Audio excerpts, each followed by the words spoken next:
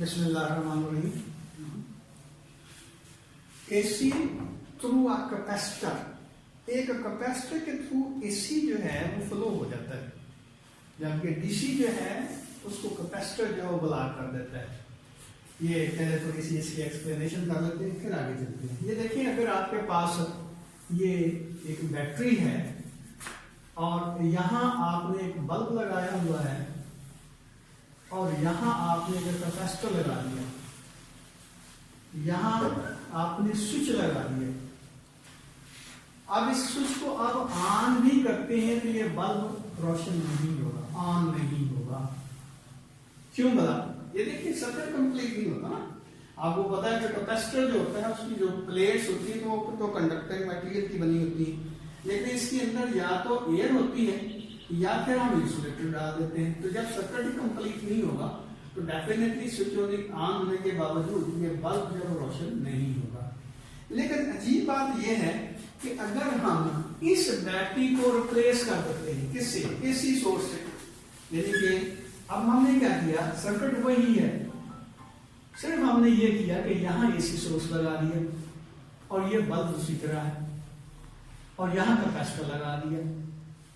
तो जब यहाँ हम स्विच जो है इसको ऑन करते हैं तो ये बल्ब जो है वो रोशनी देना शुरू कर देगा। अब हालांकि ये देखिए, कैपेसिटर के दोनों प्लेट्स के दरमियान उसी तरह इंसुलेटर है, तो बल्ब ने क्यों जलना शुरू कर दिया? तो इसको समझने के लिए मैं पहले एक छोटी सी एग्जांपल देता हूँ, फिर आगे चलते हैं। ये देखिए, शुरू में जब हमने एसी का इंट्रोडक्शन किया था तो उस वक्त मैंने कहा था कि अगर ये आपके पास दो कंटेनर हैं, एक कंटेनर ये है, एक कंटेनर ये है, और इन दोनों कंटेनर्स को हमने जोड़ा हुआ है एक पाइप के साथ, ये इस पाइप के साथ जोड़ा हुआ है, और यहां पे हमने क्या किया हुआ है, एक वेज रखा हुआ है, ये एक वेज है। अब इसमें भी वाटर है जिसका लेवल ये है, और इसमें भी वाटर है जिसका लेवल ये, इनके आधे आधे फील्ड है और आधे ये अज्यूम करते हैं। अब ये देखें कि जब ये इस तरह लेवल पे होगा तो ये इसके अंदर, चलो मैं थोड़ा सा और इसमें पानी भर देता हूं, ये देखें यहां तक, क्योंकि इसमें भी ये चार्ज कैरियर इसमें भी होते हैं, जिनके इसमें कह लेंगे पानी है, अभी चार्ज कैरियर को कॉन्सेप्ट को छोड़े। ये देखिए, यहां तक इसमें पानी भरा हुआ था, इसमें भी पानी भरा हुआ था, लेकिन ये आधा खाली था, ये भी आधा खाली था। हम क्या करते हैं, हम ऐसा करते हैं, इसको ऊपर की तरफ उठाते हैं। इसका मतलब ये हुआ कि हमने इसको, इसका जो पोटेंशियल है उसको इंक्रीज किया। जब पोटेंशियल इंक्रीज करेंगे तो क्या होगा, ये वाटर जो है इधर फ्लो होना शुरू हो जाएगा और ये जो हमारा कंटेनर है ये फुली भर जाएगा जब ये फुली एम्प्टी हो जाएगा। यानी कि अगर ये दोनों कंटेनर जो है आइडेंटिकल है, एक जैसे, इनका जो वॉल्यूम है वो सेम है और आधे आधे भरे हुए हैं, तो डेफिनेटली इसको जब ऊपर उठाएंगे ये हायर पोटेंशियल पे चला गया, ये लोअर पोटेंशियल पे चला गया, तो पानी इधर फ्लो करेगा। और इसी तरह जब इसको नीचे लेके जाते हैं तो क्या होता है, ये ऊपर चला जाता है। जब ये ऊपर जाएगा तो क्या होगा, ये पानी जो है इधर फ्लो होना शुरू हो जाएगा। यानी कि जब इसको ऊपर लेके जाएंगे पानी इधर जाएगा, इसको नीचे लेके आएंगे पानी इधर जाएगा। तो इसको ऊपर नीचे करते जाते हैं तो क्या होगा, पानी जो इधर जाएगा वापस आएगा, इधर जाएगा वापस आएगा, इधर जाएगा वापस आएगा, इस तरह टू एंड फ्रो जब मूव करना शुरू कर देगा। क्या मतलब हुआ, जो पाइप है उसके अंदर फ्लो, पानी की जो फ्लो है वो क्या होती है, पहले जब यहां पे था तो पानी रुका हुआ था, यानी कि इसका करंट 0 के बराबर था, I 0 के बराबर था। जब हमने इसको ऊपर उठाया तो करंट जो है उसकी वैल्यू इंक्रीज होना शुरू होगी और करंट की डायरेक्शन ये होगी। अच्छा, अब क्या हुआ कि हमने जब इसको नीचे किया तो क्या हुआ, ये एंड ऊपर चला गया। अब करंट जो है एक लम्हे के लिए फिर 0 होने के बाद इस डायरेक्शन में फ्लो होना शुरू हो जाएगा। तो एसी में इसी तरह होता है ना, एसी में क्या होता है कि करंट जो है उसकी मैग्नीट्यूड और डायरेक्शन रिवर्स होती जाती है। पहले 0 पे था, हमने इसको ऊपर उठाया तो क्या हुआ, ये करंट जो है इंक्रीज होना शुरू हो गया। अब मैक्सिमम वैल्यू पे पहुंचने के बाद 0 हो गया, 0 के बाद दूसरी डायरेक्शन में फ्लो होना शुरू हो गया और यहाँ पे 0 हो गया। अभी देखें, ये पानी इधर से आगे नहीं जा रहा, इधर से आगे नहीं जा रहा, लेकिन इसके अंदर जो है वो फ्लो करता जाता है। आगे पीछे जो है वो पानी जो फ्लो करता है, करंट एग्जिस्ट करता है, लेकिन ये उस तरह का करंट नहीं है कि एक ही डायरेक्शन में पानी जो फ्लो होता है, बल्कि पानी जो फ्लक्चुएट करता है, यानी कि वाइब्रेट करता है, टू एंड फ्रो मूव करता है। तो बिल्कुल इसी तरह यहाँ देखिए, ये जो हमारी प्लेट है और ये जो हमारी प्लेट है, ये कंडक्टर की बनी हुई है। कंडक्टर का मतलब इसमें चार्ज कैरियर मौजूद है, और ये जो कंडक्टर जो वायर है इसमें भी चार्ज कैरियर मौजूद है। बिल्कुल ऐसा समझिए कि ये जो हमारी प्लेट है ये कंटेनर है, और ये जो प्लेट है वो ये कंटेनर। तो अब इसमें क्या होगा, ये सोर्स जो है आधे साइकिल में क्या करेगा, यहां से चार्जेस को खींच के इसको देगा। बिल्कुल उसी तरह जिस तरह हमने कहा कि यहां से इसको ऊपर उठाया है, तो क्या हुआ, पानी इधर से इधर आ गया। अब जब इसको नीचे लेके जाएंगे तो क्या होगा, ये ऊपर चला जाएगा, पानी इधर चला जाएगा। अब यहाँ भी ये देखिए, एसी सोर्स जो हमने लगाया हुआ है तो उसकी वोल्टेज इस तरह फ्लक्चुएट करती है, आधे साइकिल में पॉजिटिव और आधे साइकिल में नेगेटिव। और इसमें भी ये देखिए वोल्टेज जो है ग्रेजुअली इंक्रीज होती जाती है, पीक पॉइंट पे पहुंचने के बाद नीचे की तरफ आती है। तो यहाँ ये जो सोर्स है ये इस तरह की वोल्टेज जो हमें प्रोवाइड कर रहा है, यानी कि ये वोल्टेज सोर्स जो है इसको हम कह सकते हैं V is equal to V naught sine of theta. तो इसका क्या मतलब हुआ कि यहाँ वोल्टेज इंक्रीज होती जाती है, जब यानी कि ये पॉजिटिव होगी ये नेगेटिव, तो क्या करेगा ये सोर्स जो है यहां से चार्जेस जो है खींच के इसको देगा। लेकिन जैसे इसकी पोलैरिटी रिवर्स हो जाएगी तो क्या होगा, यहां से चार्ज वापस आना शुरू हो जाएंगे और ये इधर इस दूसरी प्लेट में एंटर होना शुरू हो जाएंगे। बिल्कुल इसी तरह जिस तरह जहां मैंने कहा कि ये ऊपर जाता है नीचे आता है, ऊपर जाता है नीचे आता है, तो पानी इधर जाता है इधर जाता है, इधर जाता है इधर जाता है, तो इसकी ये ऑसिलेशन होती है। तो इस ऑसिलेशन की वजह से ये जो बल्ब है ये क्योंकि इसके थ्रू करंट फ्लो होता है, तो इसका आरएमएस वैल्यू जो है, इफेक्टिव वैल्यू जो है यहाँ पे एग्जिस्ट करती है, जिसकी वजह से बल्ब जो है उससे हम एनर्जी जो है हासिल कर रहे होते हैं। तो ये तो इसकी थ्योरेटिकल बैकग्राउंड था। अब जरा हम टेक्निकली या मैथमेटिकली इसको देखना चाहते हैं। तो हम कहते हैं कि V जो होता है वो V naught sine of theta के बराबर है। ये जो सोर्स हमने लगाया हुआ है, ऐसे सोर्स जो हमने लगाया हुआ है। तो अब मैं ये क्वेश्चन ऊपर लिख देता हूं। यहां देखिए कि V जो होगा V naught sine of theta के बराबर। और आपको याद होगा जब हम कैपेसिटर वाला आर्टिकल पढ़ रहे थे उस वक्त हमने कहा था कि Q is equal to CV, यानी कि C जो है ये कांस्टेंट ऑफ प्रोपोर्शनलिटी है, यानी Q और V एक दूसरे के प्रोपोर्शनल है। जितना चार्ज कैपेसिटर की प्लेट्स के ऊपर ज्यादा होता जाएगा उतना ही उसके दरमियान पोटेंशियल का डिफरेंस जो है ज्यादा होता जाएगा। जब हम कहते हैं कि Q जो है CV के इक्वल है, इसका क्या मतलब हुआ कि हम कह सकते हैं कि Q जो है वो C और V की जगह क्या लिख सकते हैं, V naught sine of theta. अब ये CV नॉट क्या होगा, अगर इसके ऊपर अगर गौर करें कि CV नॉट का जो प्रोडक्ट है वो मैक्सिमम चार्ज को शो करेगा। CV है Q के बराबर, तो CV नॉट मैक्सिमम चार्ज, तो हम कह सकते हैं simply Q is equal to Q naught sine of theta. अब ये देखिए अगर Q का हम ग्राफ ड्रा करते हैं, यानी कि वो चार्जेस जो किसी भी प्लेट के ऊपर कलेक्ट होते हैं इसी सोर्स की वजह से, तो उसका अगर हम ग्राफ ड्रा करते हैं तो किस तरह का आएगा। ये देखें Q जो है टाइम के साथ, ये थीटा जो है बेसिकली क्या है, थीटा जो है वो ओमेगा टी है, और ओमेगा क्या है 2 पाई एफ टी। ये सारी चीजें कांस्टेंट है, इसका मतलब थीटा जो है टाइम पे डिपेंड करता है। तो अब देखिए चार्ज जो है उसका ग्राफ किस तरह का बनेगा, ऐसे टाइम के साथ साथ उसकी वेरिएशन आती जा रही है। ये तो ये Q का ग्राफ है, बल्कि QT का ग्राफ है। ये Q है, चार्ज इस तरह वेरी करता है, इधर Q चेंज हो रहा है और इधर T चेंज हो रहा है, तो ये QT का ग्राफ ये आएगा। लेकिन ये बात हमें क्या बता रही है कि जिस तरह का Q का ग्राफ होगा उसी तरह का V का ग्राफ होगा। इसका मतलब साइमल्टेनियसली हम ये कह सकते हैं कि Q और T एक दूसरे के प्रोपोर्शनल होंगे। चलो मैं V का ग्राफ इस ग्रीन बॉल पॉइंट से बना देता हूं, तो ये V का ग्राफ है। ये लाजमी नहीं है कि इनका एम्पलीट्यूड सेम रखें, डिफरेंट भी रख सकते हैं क्योंकि दोनों क्वांटिटी दोनों एक दूसरे से डिफरेंट है। तो ये V का ग्राफ है, ये Q का ग्राफ है। Q जो है V के प्रोपोर्शनल, तो Q और V इन फेज होंगे, Q और V इन फेज होंगे। लेकिन हमने ये देखना है कि करंट और वोल्टेज में क्या रिलेशनशिप आती है, यदि किस तरफ का फेज जो है वो चेंज होता है। तो उसके लिहाज से जरा देखें कि हम कहते हैं कि आई जो होता है, करंट जो होता है delta Q over delta T होता है। अब ये delta Q over delta T क्या है, ये हम थोड़ा सा कॉन्सेप्ट लेते हैं कि इसका भी स्लोप का। ये मिसाल के तौर पर आपके पास एक लाइन है, ये इसका आप स्लोप देखना चाहते हैं, यानी कि ये ऐसे समझ लें कि एक इंक्लाइन प्लेन है, ये फर्श है, यानी कि चलो ऐसे फर्श की बजाय आप कहें कि ये आपका जो गैराज है वो थोड़ा सा ऊपर है और सड़क जो है थोड़ी सी नीचे है। तो आपने गाड़ी जो है पार्क करनी है तो डेफिनेटली क्या करना पड़ेगा, आपको एक स्लोप बनाना पड़ेगा। तो ये उस तरह का एक स्लोप है, यानी कि वो जो इंक्लाइन प्लेन बनाना पड़ेगा, इसका हमने स्लोप निकालना है। तो ये स्लोप किस तरह निकाला जाता है, ये देखिए ये है हमारे पास एक्स एक्सिस, ये है वाई एक्सिस।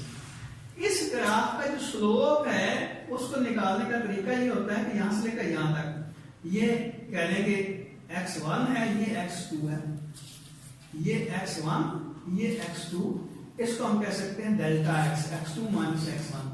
और ये क्या आएगा, ये y2, ये y1, तो ये आ जाएगा डेल्टा y, और डेल्टा y किसके बराबर होगा, y2 माइनस y1 के बराबर होगा। तो इसका स्लोप जो होगा उसको निकालने का तरीका क्या होता है, delta y over delta x।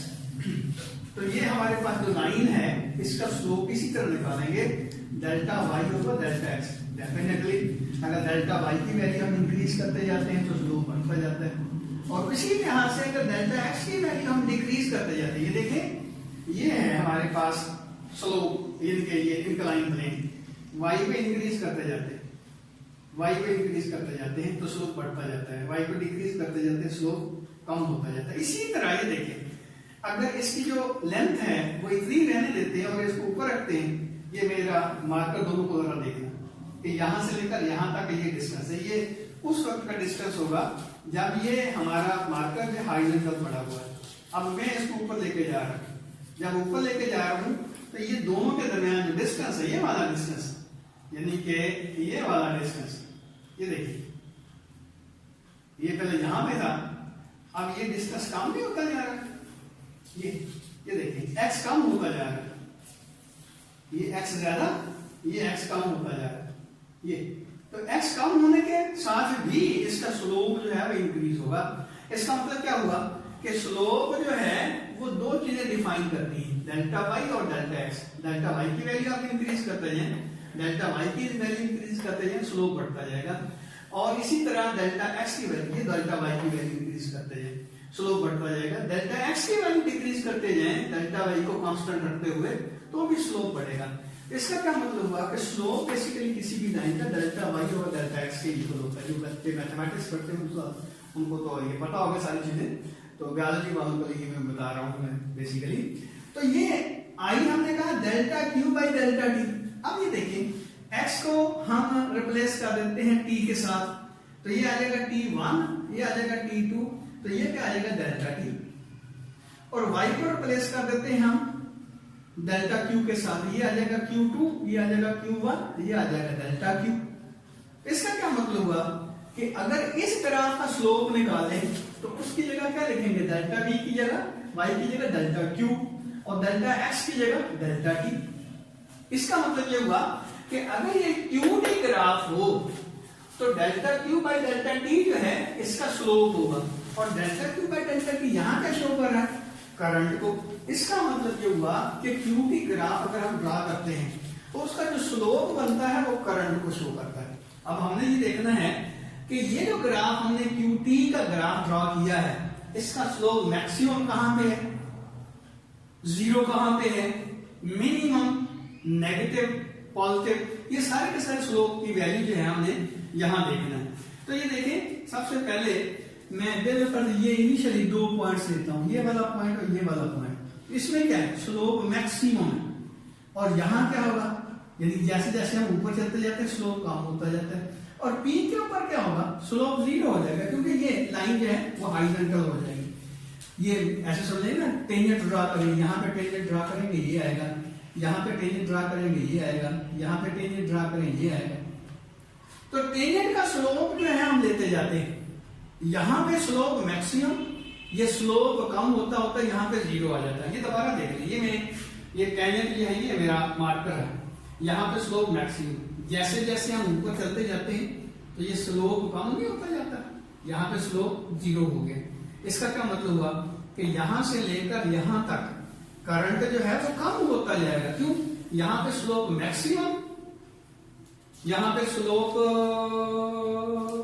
Maximum और यहां पे स्लोप जीरो, तो करंट का ग्राफ जो है इस तरह का बनेगा। अब यहां देखिए स्लोप नेगेटिव हो गया, इसका क्या मतलब हुआ? नेगेटिव कैसे? ये देखिए यहां एक्स वाई पॉजिटिव है और यहां क्या है, वाई नेगेटिव है। ये वाई डेल्टा वाई का साइन नेगेटिव आएगा, फाइनल क्वांटिटी छोटी है, इनिशियल क्वांटिटी बड़ी है। इसका क्या मतलब? स्लोप नेगेटिव आएगा। स्लोप नेगेटिव कहां तक रहेगा? ये देखिए यहां तक, ये। अब आगे स्लोप जो है वो फिर यानी कि नेगेटिव रहेगा लेकिन डिक्रीज होना शुरू हो जाएगा। यहां तक स्लोप इंक्रीज होता जाता है, यहां से स्लोप डिक्रीज होना शुरू हो जाता है। मैं थोड़ा सा इसको वजाहत कर देता हूं ग्राफ को बड़ा बना के, ताकि बच्चों को समझ आ जाए। ये देखिए मैं इसका ग्राफ बनाता हूं ऐसे,